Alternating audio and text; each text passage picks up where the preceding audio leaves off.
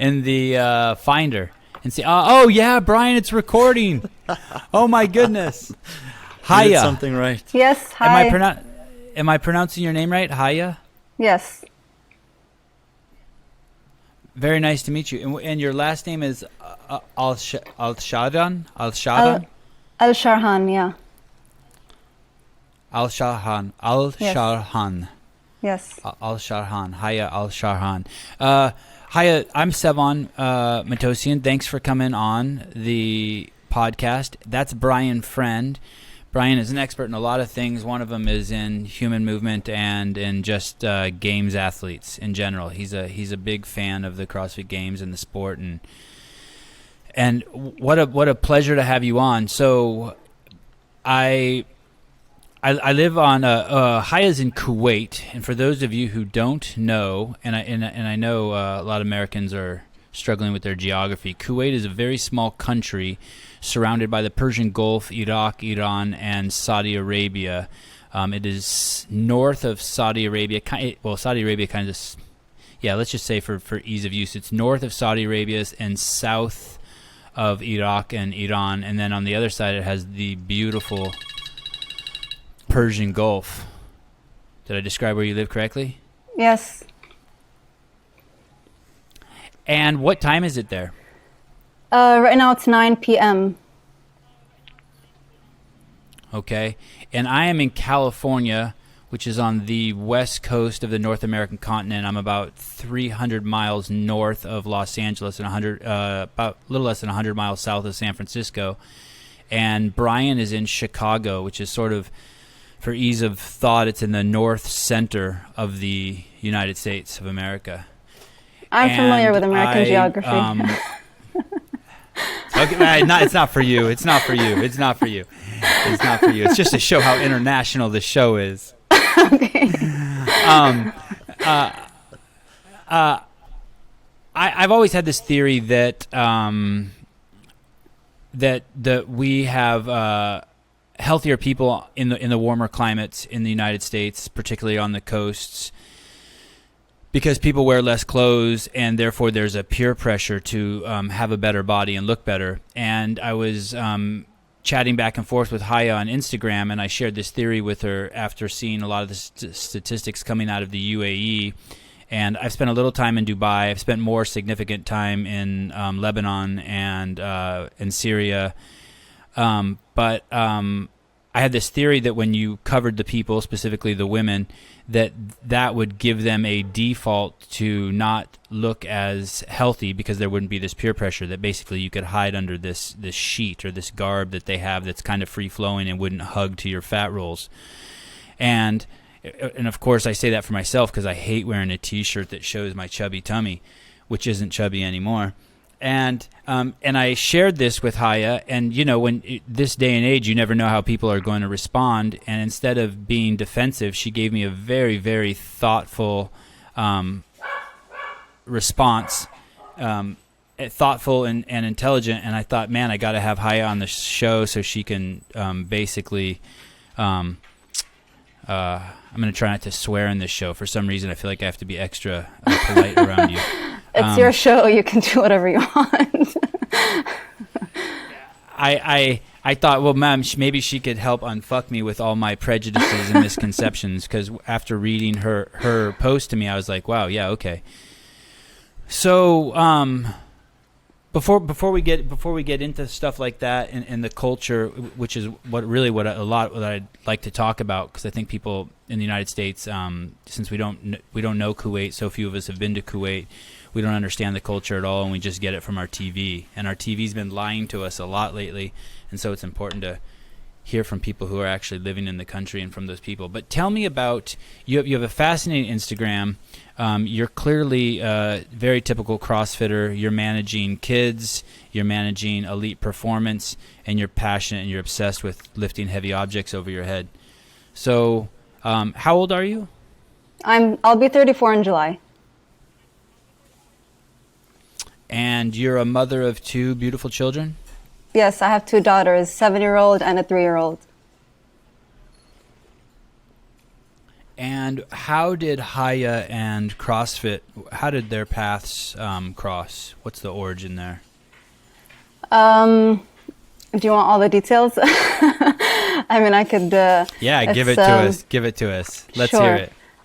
Okay, so before CrossFit, I had zero knowledge in fitness. I would try, to be healthy, but it was just, your typical, jog, as much as you can, or, do like these random fitness magazine workouts at home, and then just try to eat less, not eat healthy. That was basically my limited knowledge when it comes to fitness and health. And then in 2012, I randomly, by chance, saw on TV there was a local CrossFit competition, a really small competition, throwdown, happening in Dubai, and they were showing it on TV. And Dubai, I think, is probably the first place in our region that started to bring in CrossFit and introduce CrossFit. And I saw it and I thought it looked really cool. I think there was a couple of local girls, and I was like amazed by what they were doing. I mean, when I look back now, it's basically nothing. I mean, they were probably like carrying a sandbag and tossing it over their shoulder. At the time, it just seemed very impressive, and it was not like something I've seen before. So I looked up, I Googled CrossFit in Kuwait, and I didn't find anything. I did that, I think, for a couple of weeks, and then one day, a tweet popped up, a tweet as in from Twitter. And there was this guy, his name is Yusuf al-Bassami, and he basically was saying that there's a sport called CrossFit, and I wanna share it with you guys. So I'm doing a free workout outdoors. Anyone who's interested, you're more than welcome to join. So I grabbed my sister and I'm like, we have to go. And we went, and it was so much fun. It was a group of girls and guys, and we did like a bunch of body weight workouts. There was a few like kettlebells and dumbbells and some sandbags and stuff like that. We had a blast, and when we finished, he let us know that he was going to open an affiliate, which was the first affiliate in Kuwait. And he told us the date, the location, and we were all super excited. We signed up right away. And then I became one of the first group of people to join that gym, which was CrossFit Q8. And that was the first affiliate in Kuwait at the time in 2012. And I just fell in love with it. I mean, I didn't grow up passionate about anything. I didn't grow up particularly good at anything. Like, I didn't excel at anything. And I felt like with CrossFit, I found, I guess you can say, my niche. Like, I found something I'm good at, something I saw potential in myself, and I just loved how it made me feel. It introduced me to a whole different world. And that's basically it. But I also should add that Yusuf al-Bassami is now my husband, and we both run the gym together. So this is 2012. So that was 9 years ago. You're 34 now, so you were 25 years old. Yes, that's when I first started.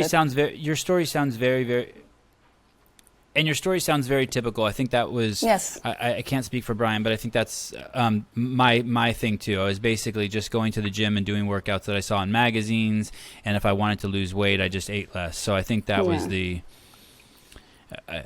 I think that was it. You saw the competition from Dubai. You weren't, and it's interesting that you say that it wasn't a big deal. It's not a big deal now relative to what the human beings are doing today. But you weren't intimidated at all?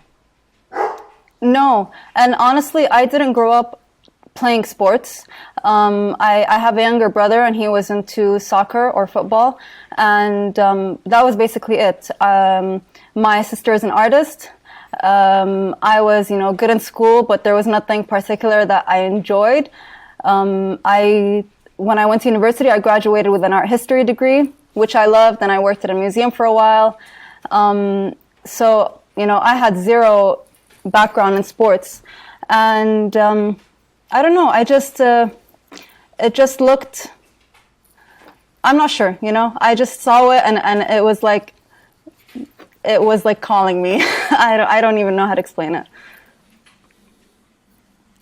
I ask because so many people, when I was working at CrossFit HQ, one of the the big, never-ending debates was, do the games bring people in or do they scare people away? And obviously, it's not black and white. There's both. You were obviously 25, young, but like me, I had no athletic background, and I actually, one of the best things about CrossFit is I found in a world of fitness and movement where usually all the other boys and girls were better than me, I actually found things like, oh my God, I'm actually better than some people at some of this stuff. Yeah. And and you're right. That was a very nice feeling. That was an incredible feeling. I'm going to jump ahead here and then we'll go back. What is the courtship process like? So you with Youssef, how tell me about, I'm a little older, and nowadays I think people are using like Tinder, and I've never actually seen that app, but you just look at a picture and you swipe, and then if people like each other, they get to meet. But I'm aware from a little of those bit apps, of an older school. It sounds like you had. It sounds like you had a more traditional courtship process that was more like what I was used to. You have to actually talk to the person, and there has to be a lot of awkward moments, and then you have to ask for their phone number, and then pretend like you don't like them, but try to spend more time with them. Tell me about this courtship process. Were you single at the time when you met him? Yeah, I was. And, dating in our culture is taboo, but it happens. But the way it worked for us is his sister was with us in the class, in the gym. And we were a small group of girls when we first joined, because I'm sure CrossFit did look intimidating to the majority of our society in Kuwait at that time. I mean, now it's completely different. CrossFit is very popular, but at the time there weren't many girls lifting weights, So we were a small group of girls, and we became really close, and his sister was with us as well. And we got to know each other. And I have to add that Youssef was extremely professional, and he's very passionate about his work. He's a great coach, and he never gave off any impression that he was interested in anybody. He has that tough look personality type. Like, I'm here to do my job. I'm not here to make friends and stuff like that.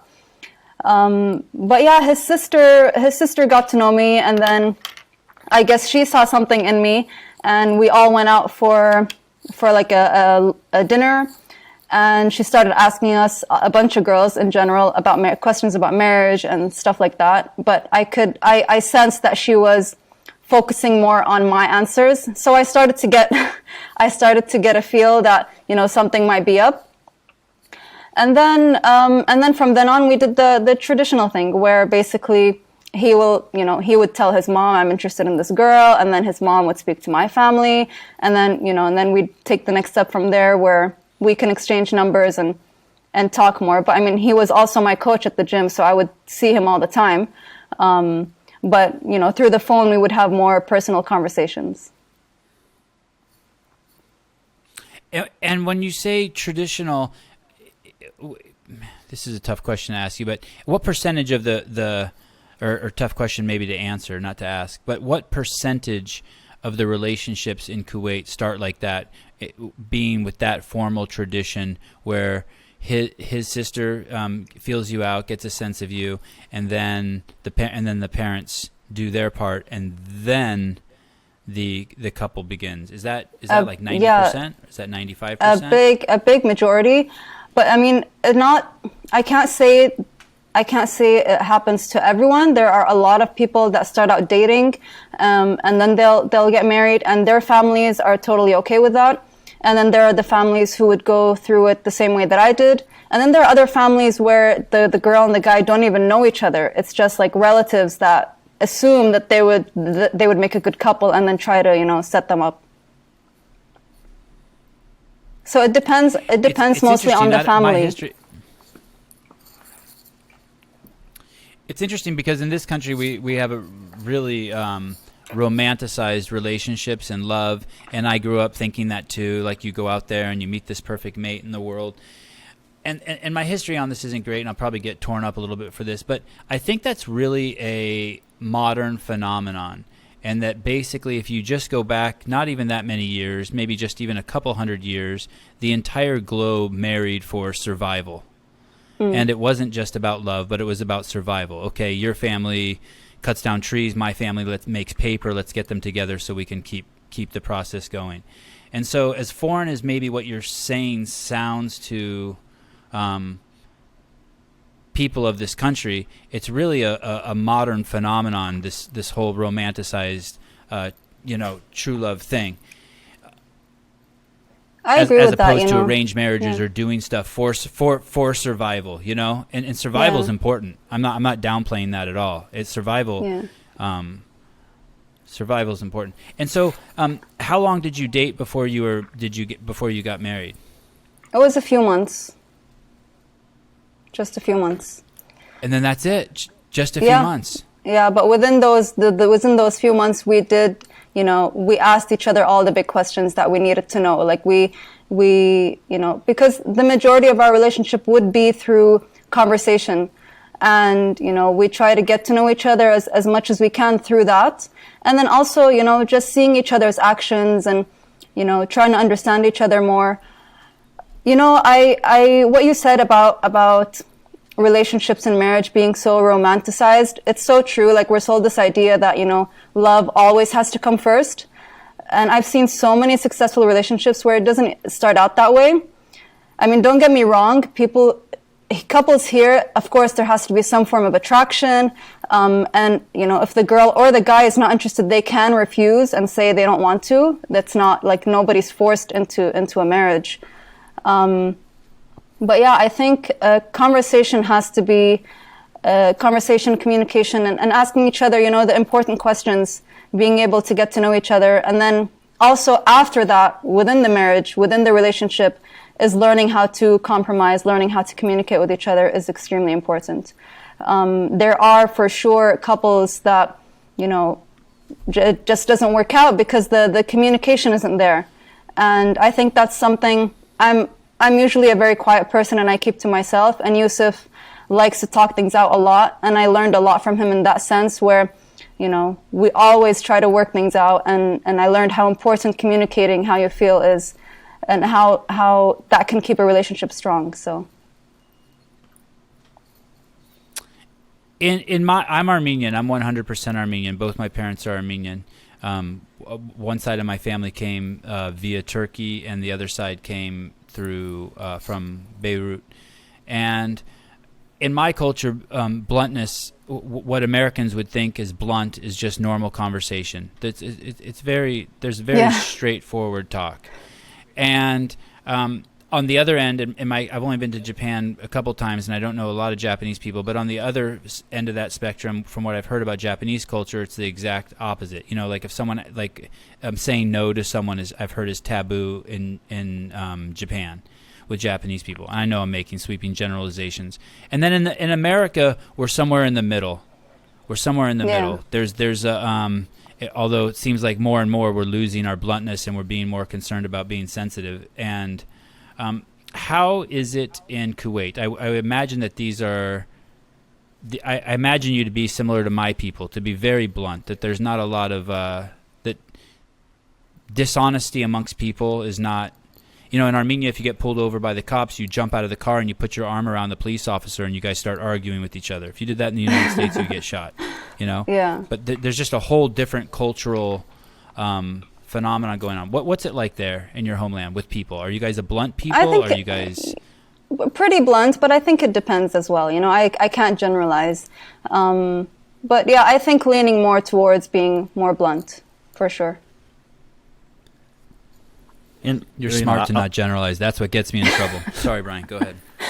Well, I was just curious. What do you consider to be the important conversations to have in your culture prior to marriage? In the United States, usually people would say you want to talk about if you both want to have kids or not. You want to have a financial conversation, and probably a religious conversation is kind of the big three. Maybe are those similar there, or are there other things to consider, or are maybe some of those not important? No, those are similar conversations. But what I found it hilarious is, Yusuf, he's not very romantic, and he's very straightforward when he speaks. And, I still remember that I laughed throughout this whole conversation when he was asking me, because he would basically make up these scenarios and ask me what my, response would be, or how I would react in certain scenarios to try to get to know me more. And I knew exactly what he was doing, and I thought it was hilarious, but that's something that he did, so.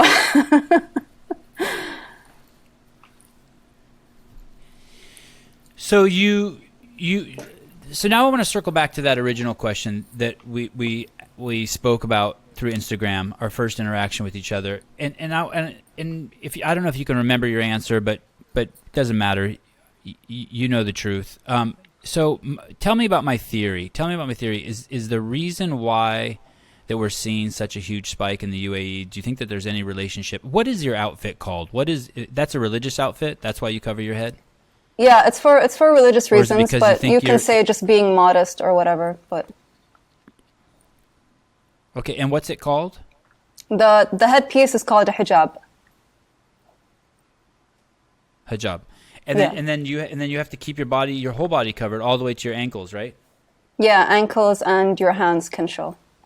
And basically, the clothing shouldn't be so tight fitted where a woman's curves would show and stuff like that. And is that outfit that covers your body, does that have a name also? No, not necessarily, because you can wear, you can basically wear anything you want as long as it's, something that's modest. And black is your preferred color? Just for me. Like, could you wear a red one of those? Yeah, you can for sure. There are some women that like to wear floral headpieces, but for me, I just like black in general since I was a kid. Have you ever seen a tie-dyed one? I don't think think so. With the Grateful Dead logo on it? No. Is the hijab big money? Is the hijab big money? Is there a designer hijab? Like, is there a, like, holy cow, look at her hijab? Yeah, for sure. There is competition in the hijab market. And can you? Yeah, you'd think. And can you put other stuff on it? Like, can you put sequins on it or jewels, yes. or can you do that? Or yeah, you can jazz it up as much as you want.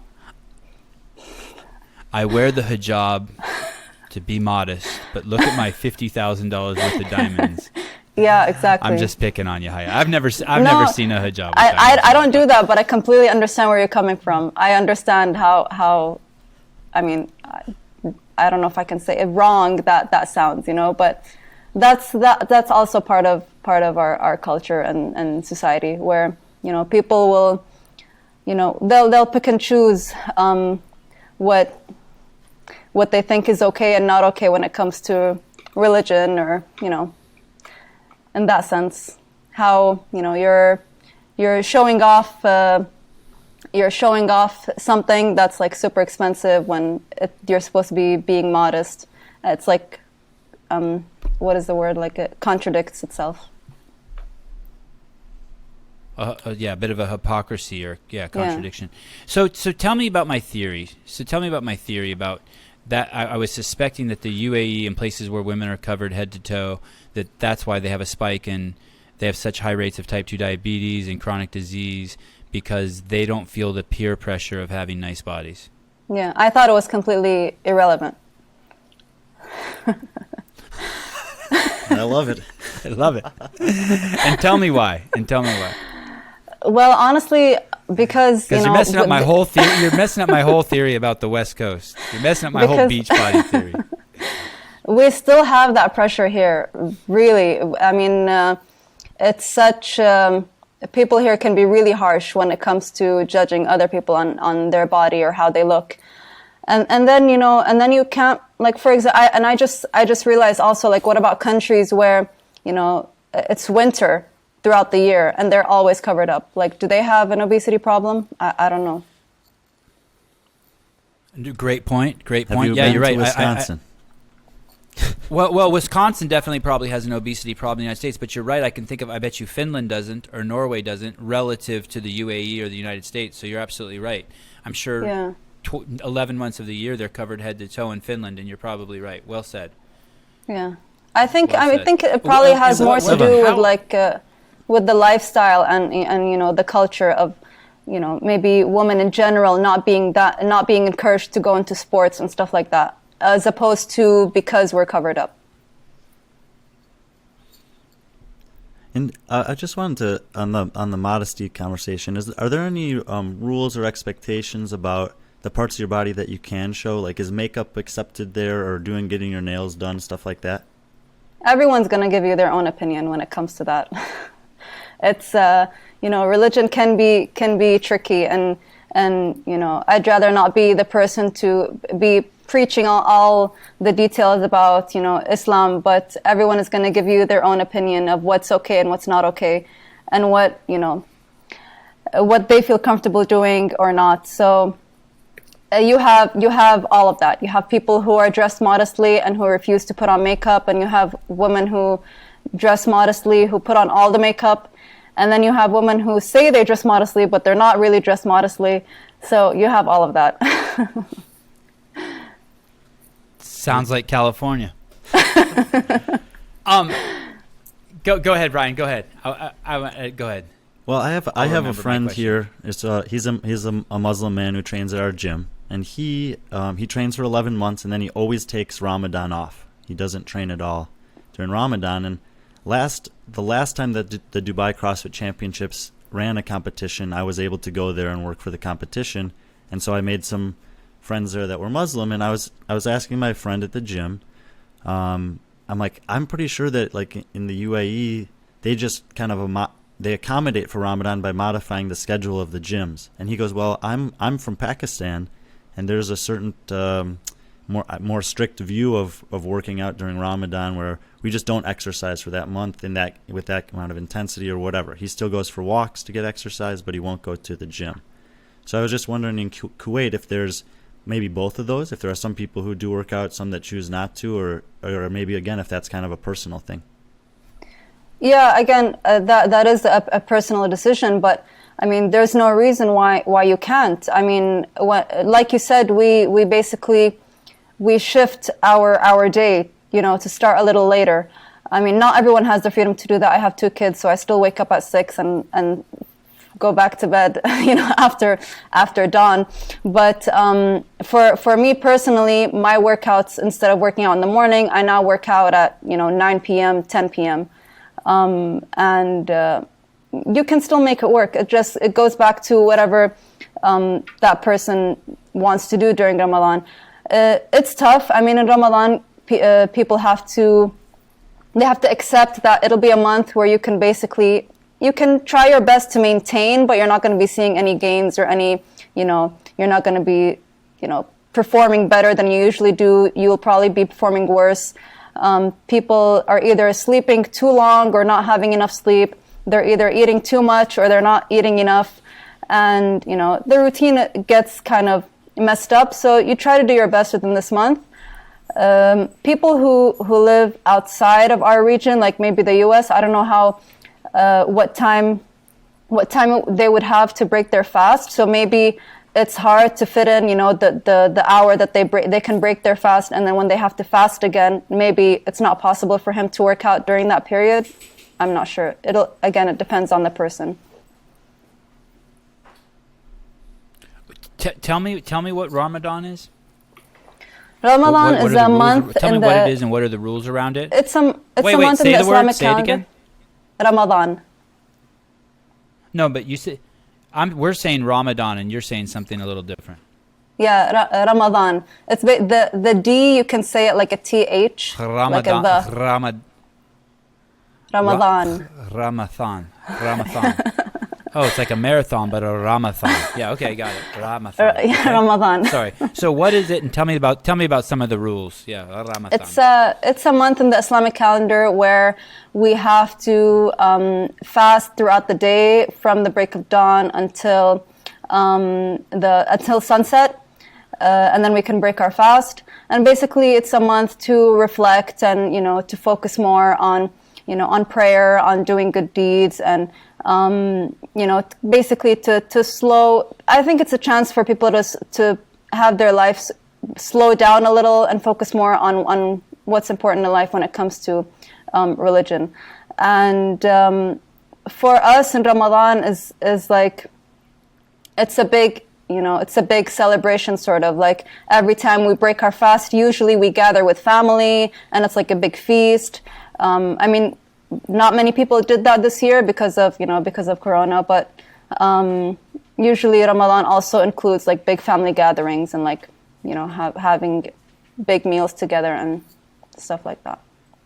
Oh, and when you're fasting, you're not allowed to eat or drink anything. I went to... Oh, no water either? No. So I actually Zero. found that out, that the no water. I was playing in a soccer tournament years ago, and we played against this all Muslim team early in the morning, and they beat us. And then I saw them playing in a game in the afternoon, and they looked totally depleted. And I was talking to one of the guys, and they're like, "Well, it's Ramadan, so not only have we not eaten today, we also haven't been able to drink." Ramadan. Okay, Ramadan. But they also haven't been able to drink any water. Yeah, We're it's no, butchering it. no, So you can't drink or eat. At the local store here, I go to a local corner market here, and I thought I've been going there for 5 years, and I thought the owner was Mexican, and the other day I walked in there and I'm like, AJ, you look amazing. I'm like, did you start? And he's probably like 55 years old. I'm like, your skin looks amazing. Have you been working out? He goes, no, Ramadan. I was like, I didn't know exactly what it was, but I knew there was some fasting involved, and I was like, that fasting shit really works. It was incredible. I mean, he looks like a new man. He looks like a new man. I mean, do you see people get healthier during that month?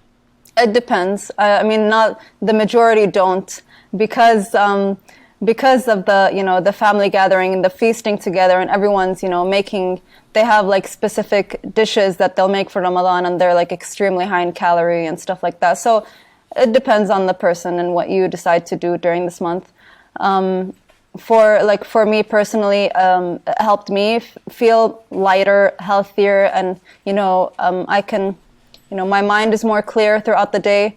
And I'm just making sure, I'm eating the same healthy meals that I usually do. I just shifted everything to start from after sunset. So, how old are you in Kuwait when you start doing that? Like, are your kids under those rules also? No, it's basically, I mean, in Islam, it's when you hit puberty, but there are some families that have their kids fast at a young age. I think it's totally unnecessary. So, yeah. Yeah, people ask me all the time. I fast 1 day a week for 36 hours, and people ask me, do you do that to your kids? And I just, absolutely not. Yeah. They need to eat and grow. Yeah. Grow. You don't want to be short like me, 5'5". Whoa, easy, Haya, easy. So when you work out, do you have a separate hijab that you have for working out, like the one that's all sweaty and just ratty, your ratty workout hijab? Yeah, I wear, it's like a tighter headpiece, like similar to what I'm wearing now. And the hijab that I don't work out in is more free flowing, and it's looser and more, yeah.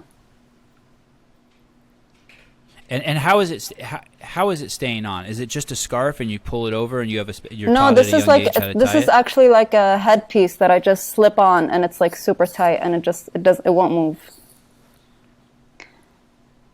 Like something like we would use in the United States or anywhere for skiing. Like you Yes, pull it up, like yes. a ski mask. Yeah. On a cold day. And Yeah. I didn't actually grow up wearing the hijab. Does that ever fall off when you're You did not. No, I recently wore the hijab in 2015 after having my first daughter. And my biggest concern was how it would affect my CrossFit.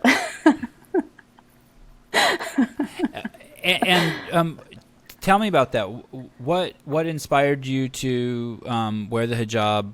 What did your parents say? What did your friends and family say? What was the inspiration after you had your daughter? It's hard for me to explain because I grew up. I went to an American school. Me and my family, we traveled a lot, and we were what they would call us here in Kuwait, open-minded. And so growing up, we were we were religious, but not religious in a sense where my parents would force us into doing anything. And when it came to the hijab, I didn't have any close relatives in Kuwait who wore the hijab. So it's not like I grew up with, surrounded by women who wear hijab.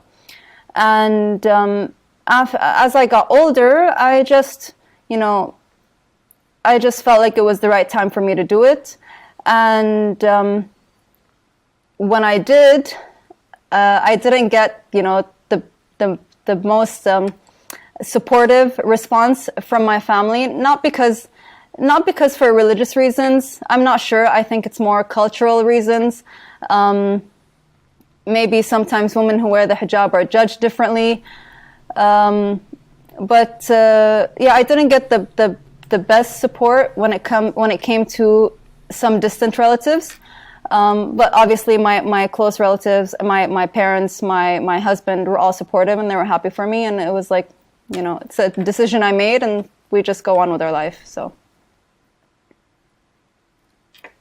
the reason why this conversation is important is not only what you're saying, but the fact that you have these two random guys, 10,000 miles away from you, and that we're speaking so openly and cavalier about it, and that it's not a big deal. It would be like if you said to me, hey, how did you choose your glasses, or how did you choose that beard? But it is one of those things that people don't see in the United States. So when they see it, they're almost afraid to ask about it, talk about it, and they'd rather just sit on their judgments and their prejudices and their confusion. They may go, to why would you do that to your women, or they come up with all sorts of, ideas that suit their narrative. Yeah. And so I appreciate it's just have at it with you. It didn't change anything in my life. For me, maybe personally and spiritually, it did. But other than that, it's a decision that I decided to make, and it's not going to affect anyone else. And, and like I said, before I decided to do it, obviously I had made up my mind about it, but I was so worried that, how would I continue competing in CrossFit wearing a hijab?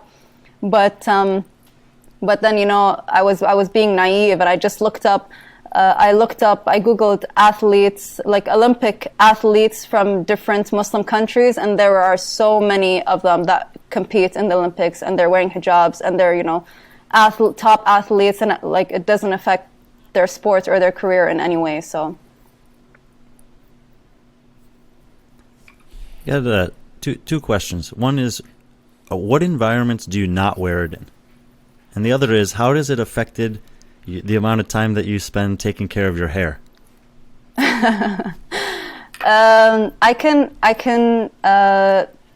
be without my hijab when I'm surrounded by only women, and certain relatives, like my father-in-law, my brothers, my father's brothers, my own brother. But yeah, mostly in our gym, we have a women's only facility and a men's facility, and our women's only facility, I coach without the hijab. So yeah, it's just, I spend most of my day either at home or coaching in the gym. So I don't even spend most of my day in the hijab. So when it comes to my hair, it didn't make that much of a difference. Great I don't. So when you come home, it's like one of the first things you take off. Like I take off my shoes, I take off my jacket. You take off your hijab and let your head free. Yes. Yeah. You're like taking off. I have a funny story. When it came about people's perception of women in hijab. I actually in 2016, I competed in Wadapalooza in Miami, and I had my hijab at the time.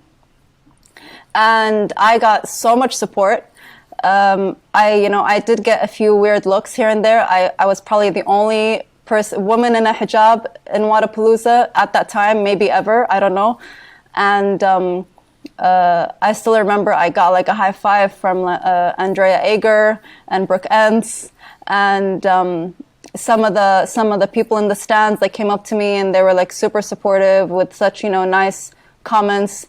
There was there was a swimming event, and I was like surrounded by all the athletes, in their normal swimming attire and bikinis, and I'm wearing like a full-on wetsuit. and I was and I felt a little out of place, but I was happy with my performance in that WOD, and then coming out of the water and then getting the support from the crowd at the time was something I won't forget. So the CrossFit community has always been, whether it's here or outside of our region, supportive, and like the hijab just didn't make a difference at all. Of course not. They just love seeing people move and suffer. Yeah. That's it. Move and work hard, and you get the accolades. Maybe I'm just cynical,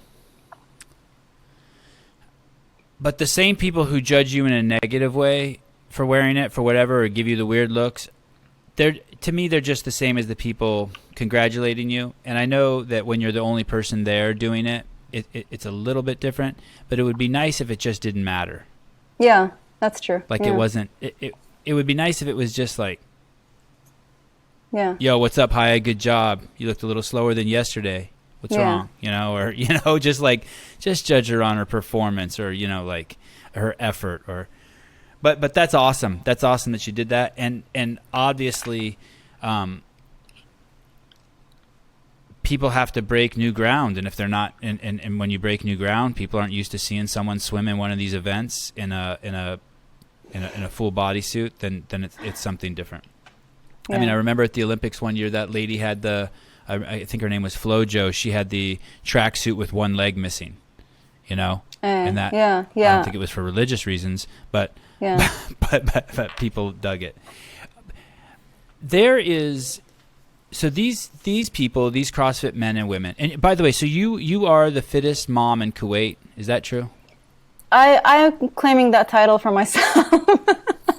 But awesome. yeah, I claim to be. I claim to be the funniest podcast ever too. So go ahead. I don't. None of my competitors, not only in Kuwait, but within the Gulf countries, are moms, and it's been that way since I started. My competitive career in CrossFit, it basically took off after I became a mom. I went to regionals in 2013, but then that was my only competition before motherhood, and yeah, so I mean, I compete in the open. I do some local and regional competitions, and there haven't been any moms that have surpassed me. So I guess I can claim that title. They should probably have that. They should have that. Go ahead, Brian. Go ahead. Brian knows. Go ahead, Brian. She's been the second fittest each of the last 2 years in the Open. Well, I didn't check this year's, but 2019 and 2020 to the same woman. So as long as that woman's not a mom, her title's legit. That's that's true. That's a very easy thing to look at. Yeah. Is your goal to win? Is your goal to win the Open? I hope so. In your region?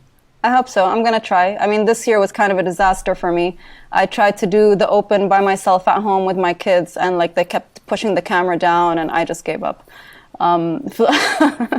So hopefully working on for next year. Imagine that, people, some of you CrossFit nuts out there. Imagine you want to enter the Open, but you have 2 kids and you can't because of sabotage. I mean, because we had gyms were under lockdown and we had a curfew, so I couldn't, go and do it at a gym either. Schools are closed. There's no daycare. So, I mean, I'm with my kids 24/7. So.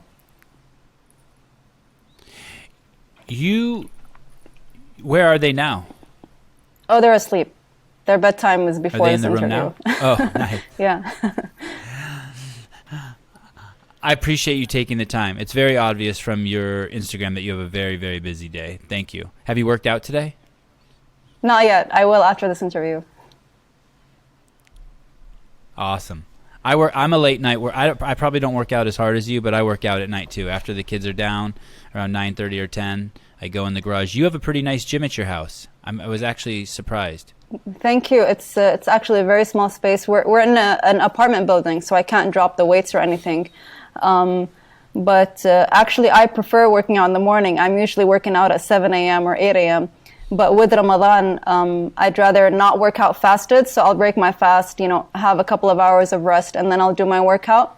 But like you said, I'm realizing working out at night, the benefit of that is not having my kids interrupt me. So I might continue this after Ramadan. Do you ever wake up on Ramadan? Ramadan. Yeah. Do you ever wake up on Ramadan before the sun? Like you look on your phone and you're like, okay, the sun rises at 6:47. I'm gonna wake up at 6:40 so I can get a quick few bites in. Do you ever do that? No, I mean the majority of people do that. They will, set an alarm so they can wake up and they'll have their last meal before they have to fast. But I'd rather not. I'd rather sleep. Like I'll just have a big meal before going to bed and I'll sleep. And I know my kids are gonna wake me up in a couple of hours, so I'd rather not wake up and have a meal and then go back to sleep. I can't do that. It almost seems like cheating. I'm just gonna say it's cheating. Do you bring your kids to the gym?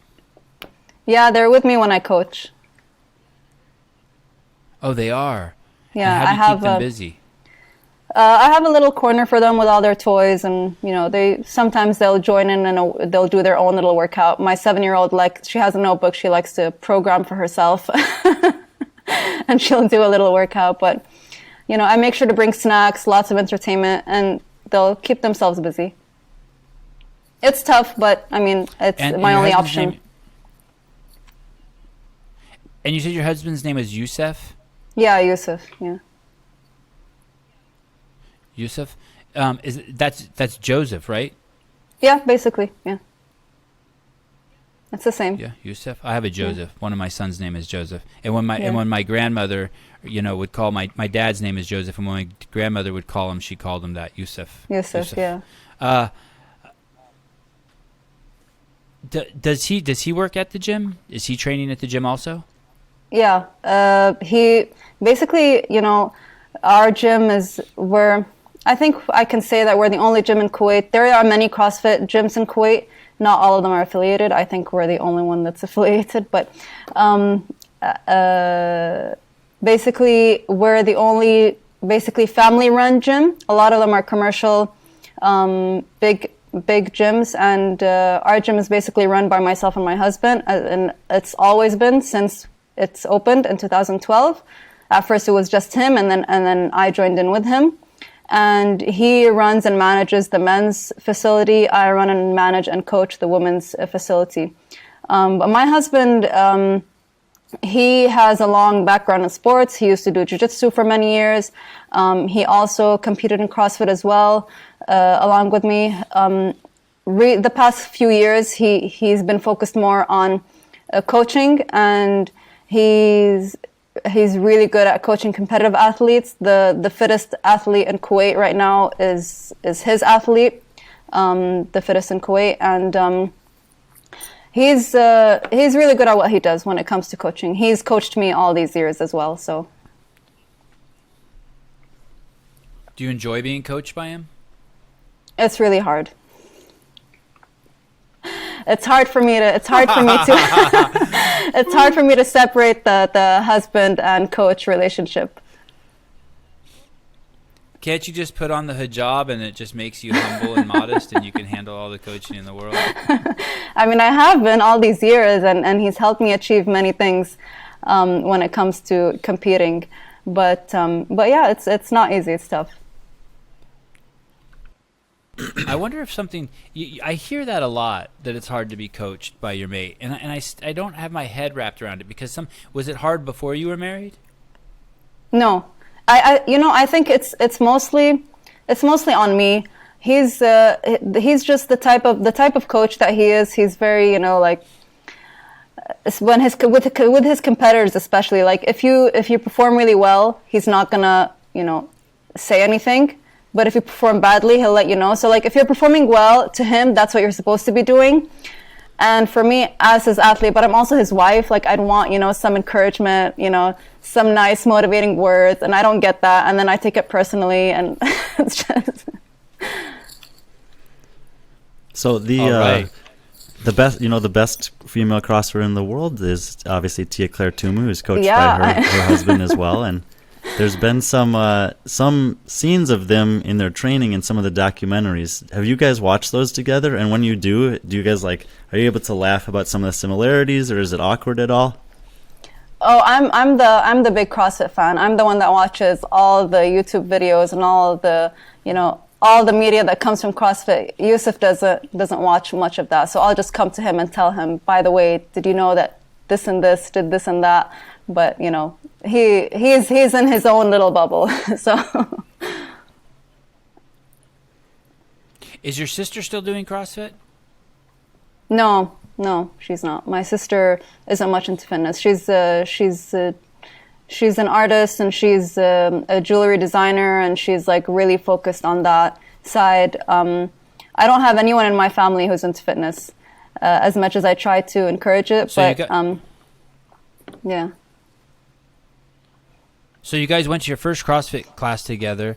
You've picked up a healthy lifestyle, a husband, and a couple of kids, and she went back to art. I love it. You scored. What do your parents think? What's your mom think?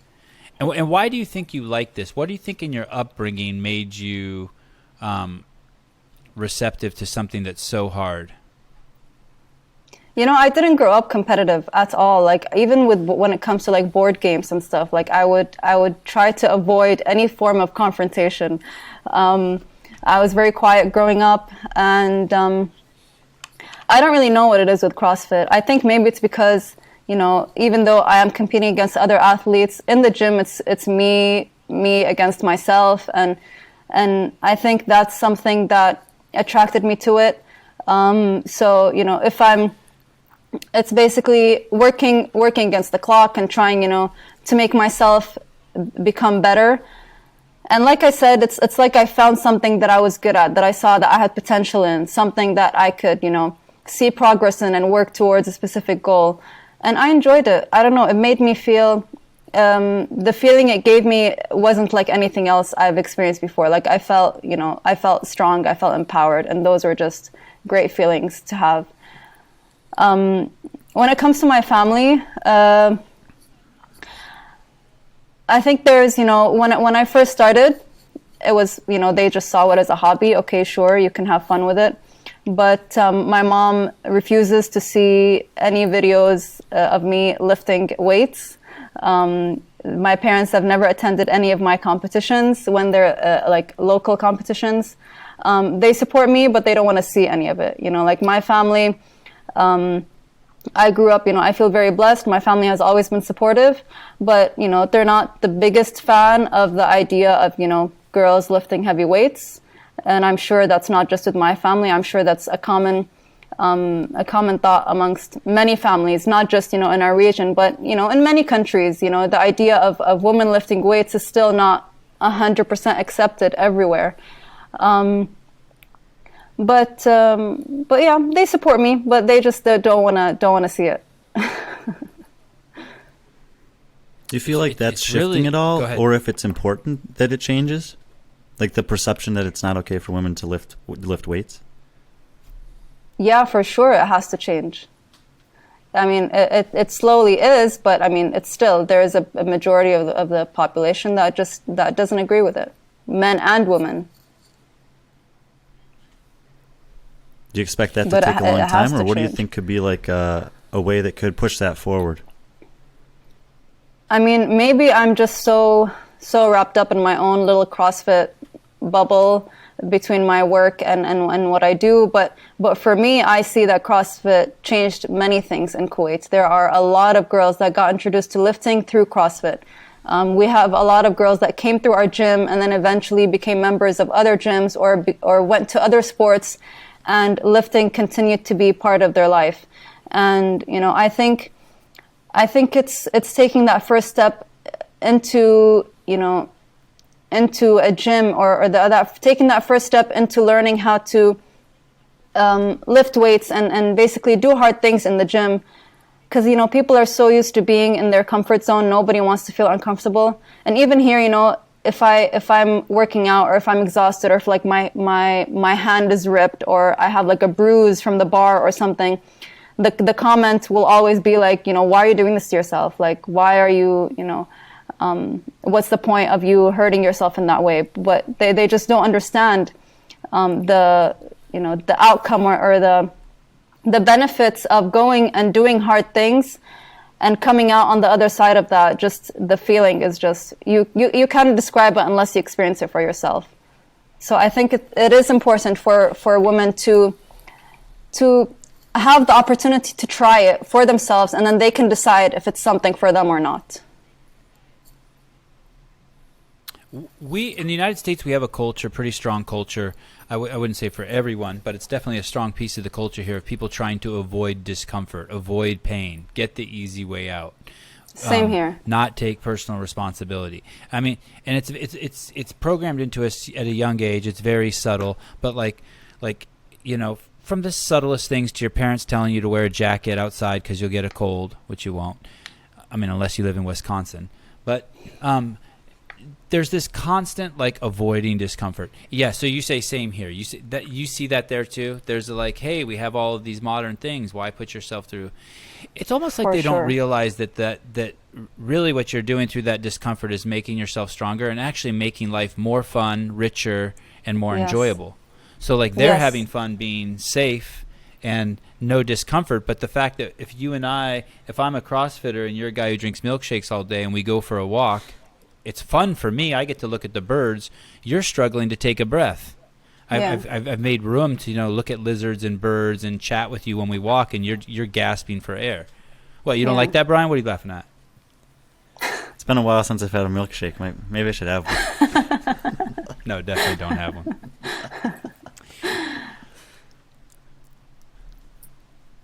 You work so hard on your body. You work so hard on what you eat. And you say your sister is an artist, and your body is your art. It is something that you're working on, you're honing, you're fine-tuning. When I've had women on the podcast before, people have said to me, people have accused me of being sexist or saying inappropriate things to them. And it's really insane, because I've said the exact same things to men. It has nothing to do with someone's sex. Like I've said, you know, I've told Noah Olson, God, I'd die to have your body. You have the most beautiful body ever. Or Josh Bridges, or you know, Rich Froning. There's humans with beautiful bodies, but you can't say those things to women for some reason, because, I mean, I can, but people are afraid to, right? Yeah. Because they think maybe you're being sexist. But especially if you work on your body all the time, and you're always, and that's been what you do for 10 years, and you're honing this body to win the CrossFit Games, people should be able to pretty much ask you anything about it, right? Like, hey, do you shower after workouts? Do you get more yeast infections because you work out? Do you get less yeast infections? You should be able to ask anything. How does it affect your menses? It's like, and the person you ask the question to has the opportunity to say, no, I don't want to talk about that. But it's not like you're asking something out of context. It's the same thing if you had a Ferrari. I should be able to say to you, what's the gas mileage on that? Do those drink more gas? How fast does it go? I heard an oil change on a Ferrari is $1,000. Is that true? I mean, you should be able to ask. I mean, you're an outlier and you're breaking new ground, and it's the focus. It's your art. Hey, ask your sister, hey, what kind of a gem is that in a rock? So my question to you is this. You work on this body so hard. You're in this community where people are very proud of their bodies and they're showing off their hard work. They're showing off their artistry. And yet your body is completely covered. Is that ever a challenge with you? Like you're like, oh my God, no one gets to see, like this effort is now being expressed with these veins or these calluses or these calves, or my neck has gotten longer. Do you ever feel like, hey, this is kind of silly that no one can observe it? Do you ever have that? Oh, I just want to just like show someone. You know, the great thing about CrossFit is what if you just answer this like no? What if you just said no to me? You're like, no. Next question. No, but why would I? I'm here to have a conversation, so I'd be more than happy to answer. Right. But you know, what I wanted to say is you know, CrossFit, the beautiful thing about it is it teaches you to focus on your performance. And that's the message I try to preach when it comes to coaching. Where, sure, I mean, a byproduct of that is having a nice body. But when it comes to CrossFit, it's all about showing off our performance. And for me, because I can't show off my body, let's say on social media, I try to focus more on, performance. So I can show people what my body can do as opposed to how it looks. But when it comes to coaching, like I said, for me in my classes, we're a women's only facility. So I for sure show off my body when I'm coaching. I don't have to be covered up when I'm coaching my women only classes. So, and then, what happens is like my members, they'll be like, it'll be like word of mouth, like this coach looks like this or whatever, because they see me in person, and that's how it works. So so your clients can see the product. Like, hi, I'm Haya. I've been doing CrossFit from 2012. This is how my DNA is expressing. You may not see it on Instagram, but if you come, and this is the product. Yeah. Wow. Man, you got all the answers. You got all the answers. Go ahead, Brian. So, Haya, that time when you competed at Wadapalooza, that was not your first time competing in Miami, was it? It wasn't Miami. I forgot. I think it was in Orlando. There was a competition called the Crush Games. I don't know if they do it anymore. And I competed at the Crush Games. I think it might still be around, but I was 5 to 6 months after having my first child at that time, and I didn't wear the hijab at that year. So this has been a big topic in the CrossFit space recently, because several very prolific female games athletes like Annie Thorisdottir, Cara Saunders, and a few others have had children recently, and people have been talking about how they've been able to either train during pregnancy, which is a big question that a lot of people have different perspectives on, and also what's a realistic time frame following that pregnancy to either just get back to training in general or to be like competitive once again. And I saw that on your coach's profile for your gym there, that it was only 5 months after giving birth you were competing, and it wasn't exactly a local competition either. You were traveling and competing. So I thought it'd be cool for you to talk about what that was like and what your experience has been training through pregnancy and then getting back to training following giving birth. Sure. Yeah, I completely see where you're coming from when it comes to the idea that, there's all these famous CrossFit Games athletes that are having babies all at the same time. But people are acting like, they're the first athletes to do so. When actually, we had Valerie Voboril years ago, and she came, I can't remember if it was second or third. She podiumed at the games, and she had just had a baby. She was my biggest inspiration at the time. And, because at that time, there weren't many top games athletes that were mothers. It was just Valerie, who had just had a baby. And then you had Elizabeth Akinwale, but her son was a little older, I think. But I really looked up to those two athletes because of the fact that they were mothers. And funny story, I actually saw Valerie Voboril at Wadapalooza, but I saw her and I started crying, and I couldn't go and say hi to her. Because I had looked up to her for so long. She was like my inspiration. But yeah, when it comes to working out during pregnancy, I was a little nervous with my first pregnancy. My second pregnancy was completely different. I went into it very confident, and at that time I had gained lots of experience throughout the years. I had 4 years difference between my first pregnancy and my second pregnancy. So with my first one, I was a little nervous, but I had at the time, there used to be this website called CrossFitMom.com or MomCrossFit.com or something like that. It doesn't exist anymore. I used to look at that website a lot, and I also stumbled upon Lindsay Matthews from BirthFit. She has this whole company of training women during pregnancy and after pregnancy. And we just happened to be, I've been to the States a couple of times, and that was when I had found out I was pregnant with my first child, my husband and I were going to California. It was like our delayed honeymoon vacation, sort of. And we went there, and I had emailed Lindsay, and I asked to meet up with her because I had just found out I was pregnant, and I was worried about how I was going to continue training and stuff like that. And I actually went in person to her gym and met up with her, and she gave me full support, and she gave me great tips, and she made me feel very confident that I could continue training through my pregnancy. Obviously, there are precautions and there are things that I need to keep in mind, but I was being smart about it, and I'm so thankful, because after having my child, people assume that after you have a baby, you can't pursue your goals when it comes to sports. And my competitive career actually took off after I became a mother, and I achieved my most, my best achievements happened after I became a mother. So, you just it's hard, but you have to work around it. And I competed with my daughter, and I traveled to several countries with her during competition. I also breastfed my kids during competition. I've been through it all, and I had mentioned to Sevan that I had both of my childs were born through emergency C-section, and I was able to come back to competing after that as well. So with the right support, the right guidance, you can make it work.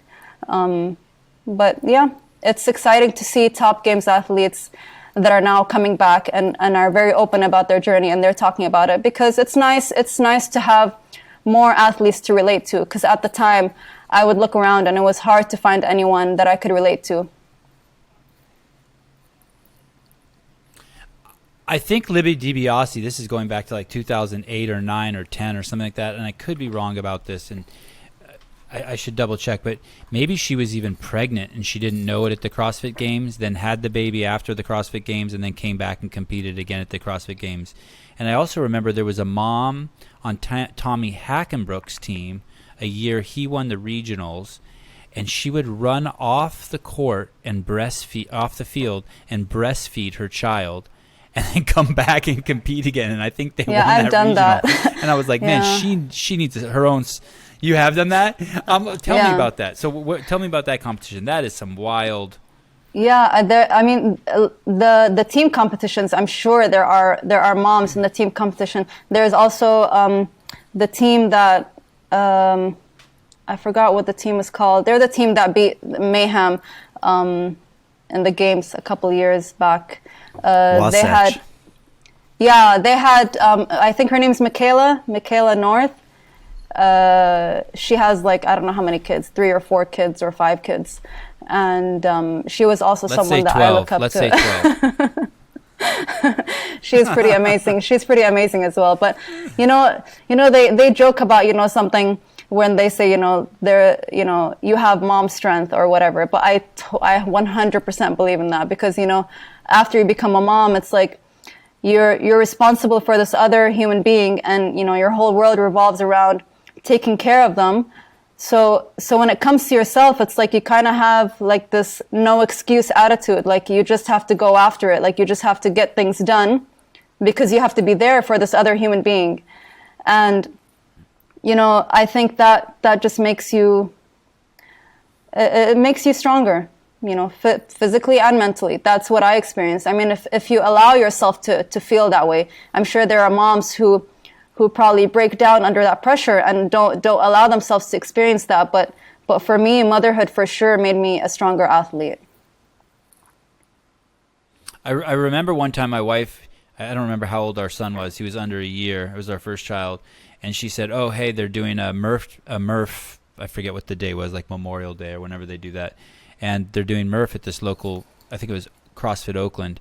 And I want to go there and just jump in and do it. And I said, okay.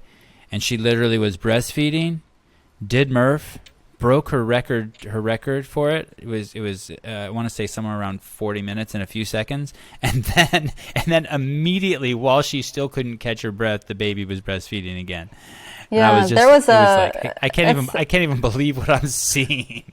It's amazing, so cool. Really. I was so proud of my son that he had.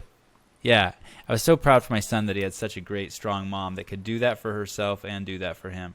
Yeah. Imagine We had a your local parents if they competition. Go ahead. Sorry. Yeah, I was just No, going you to go say ahead. that we had a local competition like that, and it was in Kuwait.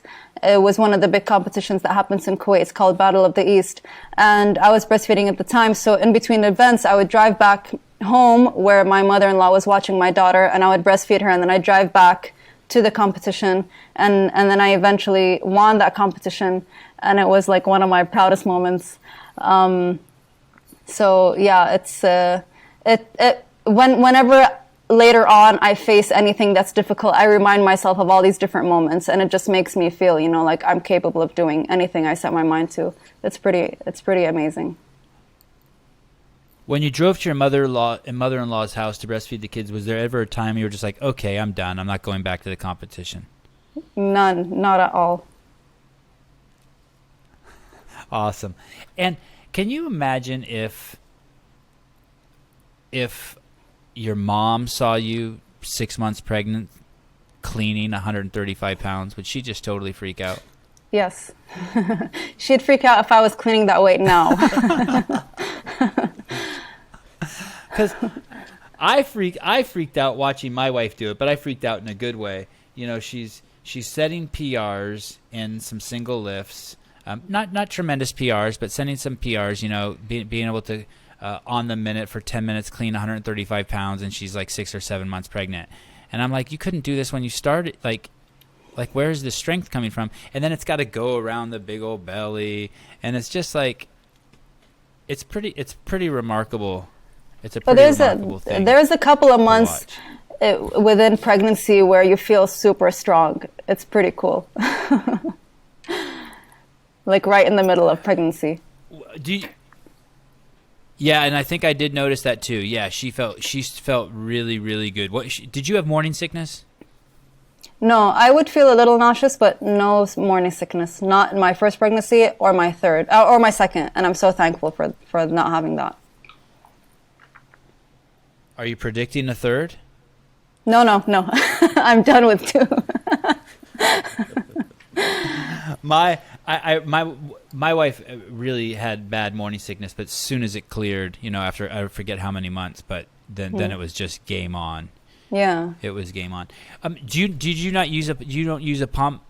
You didn't pump any milk? No, I didn't. I tried it once. I didn't enjoy pumping at all. It just made me feel very uncomfortable. Well, so yeah. So you just drove. It's interesting because I think that's the same with my wife. I think we bought a pump, but I don't think in all 3 kids I ever saw it come out of the box. Yeah. So it's just so much easier to just breastfeed. And that was one of the reasons why we had kids. My mom, Jesus, my wife saw other women breastfeeding, and she was like, "Hey, I want to have that experience." That was like one of the things, and she really embraced the pregnancy part too. Yeah, I bet. Yeah, I bet. I'm gonna come back as a woman in my next life. There was a time on your Instagram account where you said you erased your IG. Tell me about that. What was going on that you erased your Instagram? I remember the post, but I'm trying to remember what I was going through at the time. I don't remember 100%, but I know that. Weeks off. Yeah, I think it was just getting overwhelmed with social media in general. I mean, my Instagram account, as much as I enjoy documenting, my journey as an athlete or whatever, it's also part of my work. And I think I had put a lot of pressure and a lot of expectations on myself in terms of how I wanted my social media account to be. And I was following a lot of different advice and tips on how to grow in social media and stuff like that. And I think I just put a lot of pressure on myself. I got overwhelmed and I just needed to take a step back. I sort of view social media as people's own personal. Do you guys have People magazine in Kuwait? No, but I know People magazine. Do you know what that is? Yeah. Okay, and so it's kind of like you're kind of in charge of your own gossip magazine. Yeah. Yeah. And really, what social media or not really. One of the things that social media shows people, and they probably miss this all the time, is just how free you're not. Yeah. Because of all the manipulation you're trying to do to give off a certain image, whether it's conscious or unconscious.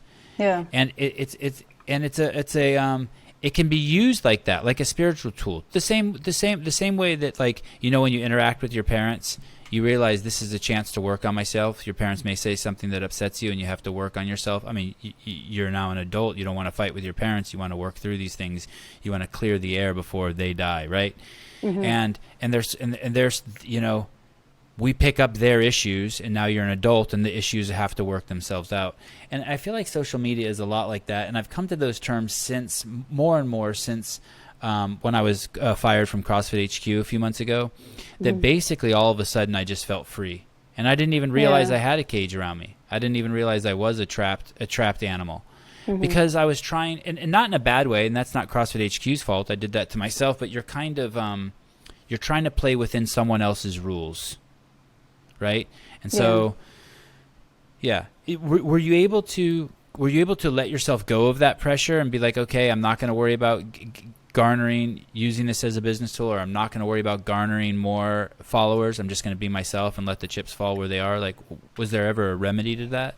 Yeah, for sure. That's what I told myself. I stopped obsessing over the numbers and making sure, you know, that the content I put out is going to please the followers instead of, you know, something that I felt I wanted to post.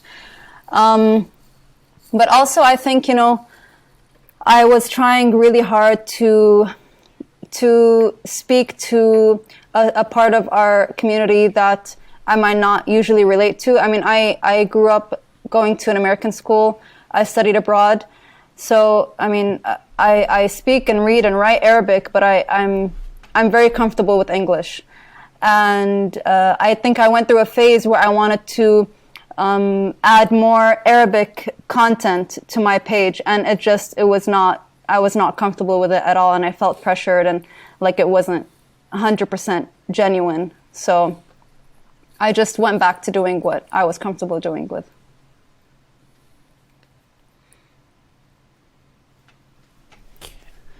Do you guys recruit women? Are you guys openly recruits? Maybe a too strong of a word. Do you guys have a way that you're reaching out to women in Kuwait, in your culture, to let them know, hey, this is for you? Or what do you mean in terms of what? It just word of mouth. Like, well, maybe for the do gym? market specifically to women. Is that what you're asking, Sevan?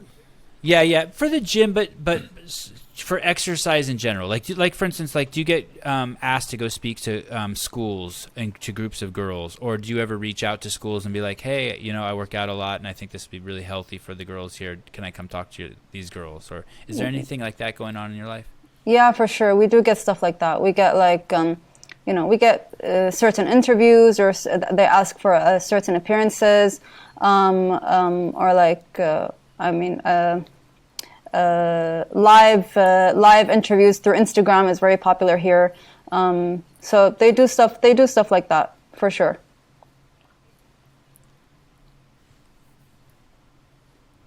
Do you have kids classes at your gym? Yeah, we do have kids classes, and my husband coaches those classes. Are those co-ed? Yes. And is there a reason why he coaches them and not you?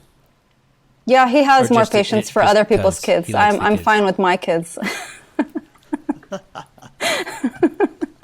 My two kids are enough. Yes. Yes. Isn't it amazing how much more patient you can be with your own kids? So, Haya, in 2018, you know, CrossFit changed the competitive landscape by making this possibility for the national champion in certain countries to get to the CrossFit Games.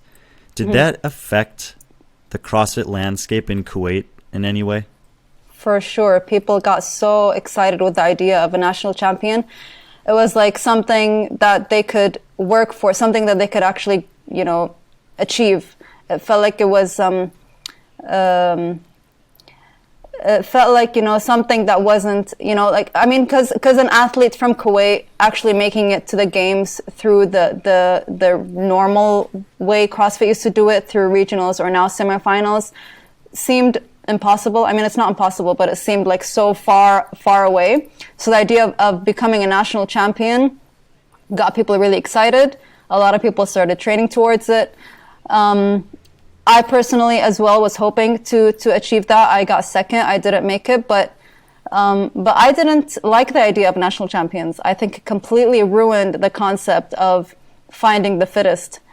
But yeah. So I'm glad it's gone. Well, one of the main reasons that I want there it is. There's some blunt honesty. There's some blunt. So sorry, Brian. Hold on. That is someone who's not confused between her emotion and her intellect.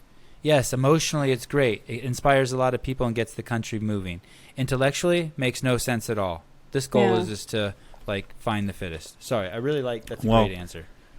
It is. And one of the reasons I wanted to ask the question is because that year, 2019, I was working at the CrossFit Games, and I got a chance to interact with a lot of the national champions, but I also interact with a lot of just people in the community.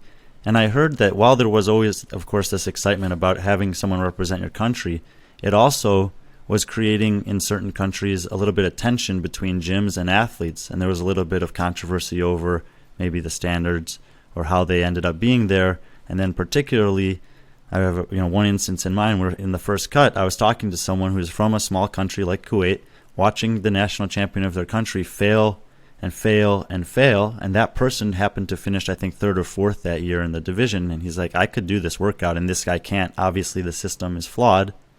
And then the broader spectrum is, in a small country like that, I think it would generally be important for the community, regardless if there's separate gyms and whatever, for the community to have the same agenda, which is, maybe it's to motivate women to lift weights or something like that. But instead, it was creating a little bit of division because then athletes from different gyms were competing for that one spot and maybe cutting corners and losing sight of why they were doing this, the bigger picture behind why they exercise. Yeah, for sure. Unfortunately, that is also a big thing here.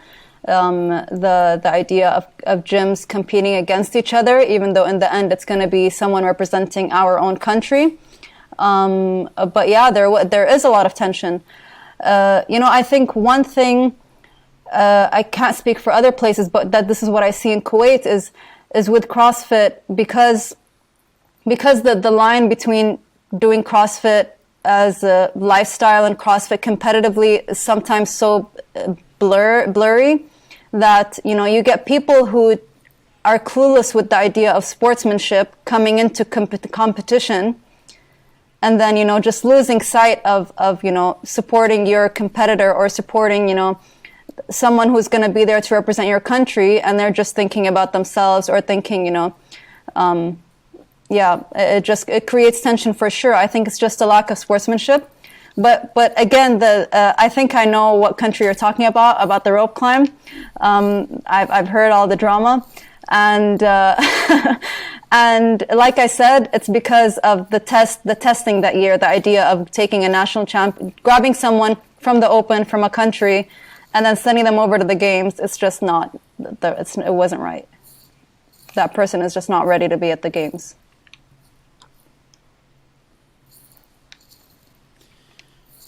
Haya.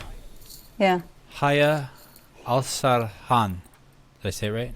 Sharhan. No. Yes. No. Sharhan. Yes. Haya Alsharhan.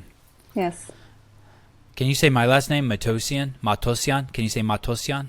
Matosian. Wow. Holy cow. She's way better than me. I don't believe you. You're Kuwaiti. You sound Armenian. Thank you very much for your time. This was really cool. I enjoyed it. Tell your parents thank you for having you. Tell Yusuf thank you for being such a good husband and giving you the time and space to whatever he's doing that's holding the kids down so we can talk to you. And we'll be in touch, I guess, in the future. We'll see each other on Instagram. Thank you so much. I really appreciate you asking me to be here. I'm a huge fan, Sevan, of all your work throughout these years. I mean, you're the one who opened the door for us to basically have relationships with these CrossFit Games athletes, like finding something that we're able to relate to them. You made them more human for us, and you know, that's back then. But now, everything you talk about on Instagram, whether I agree with or I don't, it's opened my mind to many things. It's giving me opportunity to have conversations about topics that people don't usually talk about, including what you're doing with your kids, which is, I think, is amazing. And I try to implement some of that stuff with my own kids. So I want to thank you for everything that you're doing. And Brian, it was nice to meet you. And hopefully I can speak to you guys again soon. Thank you for having me.